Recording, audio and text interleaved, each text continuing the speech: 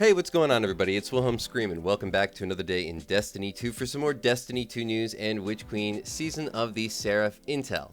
And in this video, we're going to be talking about the Dawning because, well, it's here. And even though these seasonal events can be a bit boring as we've pretty much seen it all before at this point, they are a great opportunity for both new and returning players to farm out a lot of great mats as well as a lot of XP, which I'm sure is in high demand since it is still really early in the season. And of course, I have all the best farms, cheeses, and glitches that will let you get your hands on all those kinds of endgame mats that you're looking for as fast as possible, as well as the most bang for your buck as far as XP is concerned. And of course, we'll be farming out Dawning Spirit as well as ingredients and essence. So, if you enjoyed this video, please remember to like, comment, and subscribe to the YouTube channel and turn on the bell to post notifications so you never miss out on any future Destiny 2 Witch Queen content like this. Now, the first thing I want to talk about is something that may be available to some and not to others. That, of course, is this ship, the Starfarer 7M. Now, this ship comes with a perk, which is not the usual on any ship, or even an exotic ship, that grants you Dawning Spirit passively whenever Dawning ingredients drop. So whenever you get a Dawning ingredient, this ship, just by having it on your person, or on your character, will give you the passive chance of getting some Dawning Spirit. So, of course, you want to figure out the best ways to just farm out ingredients. Now, the easiest way is to probably just go do public events. They're really fast. You can double dip on them, so that means just reloading into the same zone after you've completed one. It's really quick. But if you just want to do it completely passively, so maybe the Dawning is just something that you're not really that interested in playing for, or maybe when you're in your off time, you want to farm out a few more bounties, as well as passively get some Dawning Spirit, as well as ingredients to bake your cookies to ultimately get your endgame mats. Well, that's where, of course, this old trick comes in. The In the Deep mission, once again, is the best AFK farm in the game. Now, I know that there is a farm in the King's Fall that requires a bit of setup. This is not that.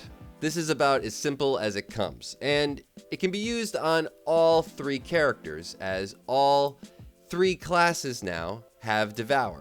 Now, you don't need Devour for the Titan, which is by far the easiest class to do this farm on. All you need is a Sun Warrior, Soul Invictus to proc, and then just let it go, because you're going to be getting so many ads running to you that it's going to constantly trigger.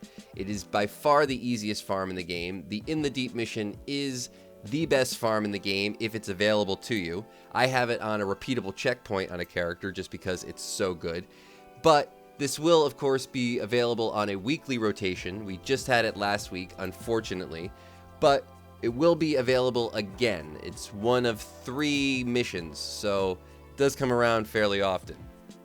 Just keep that in mind, or if you can access the mission just by playing through the original campaign on the moon, it is a great one to just hold on to, because it's always good.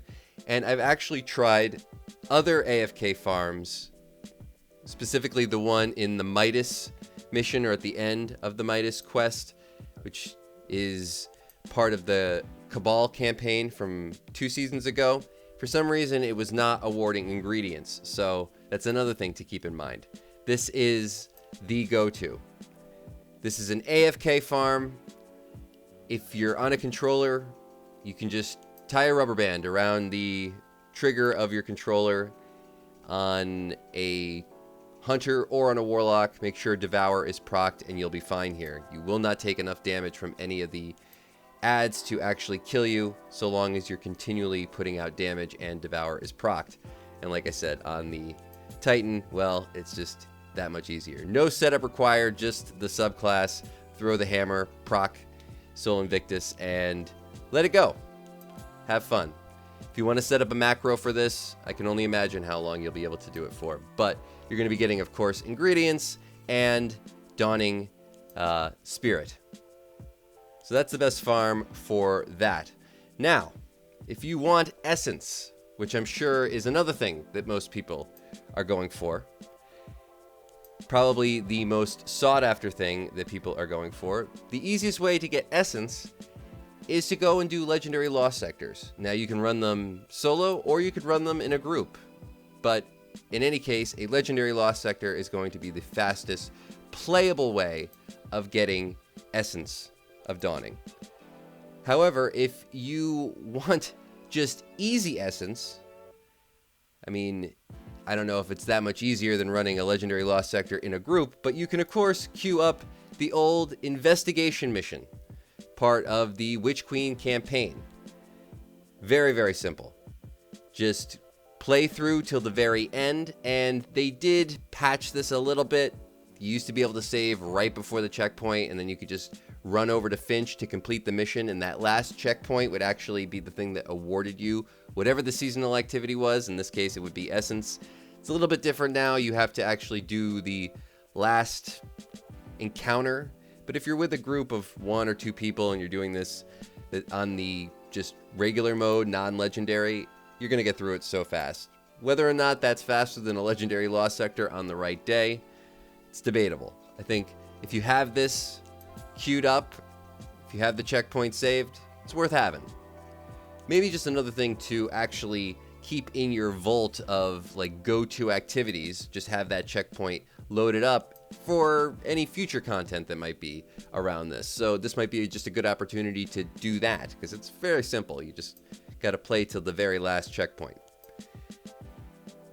But a Legendary Lost Sector in itself is still a very easy farm. And this season, we do have a lot of Legendary Lost Sectors, it seems, in the Throne World. Those are good and bad. There's some very fast ones there. I would say that the ones on in the EDZ are definitely the fastest and the easiest ones.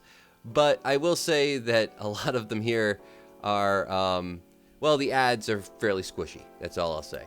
There's a lot of really good builds out there right now that I kind of want to actually, for my next video, talk about a little bit more, as there's 2, in my opinion, like battling meta builds for the Hunter at the moment.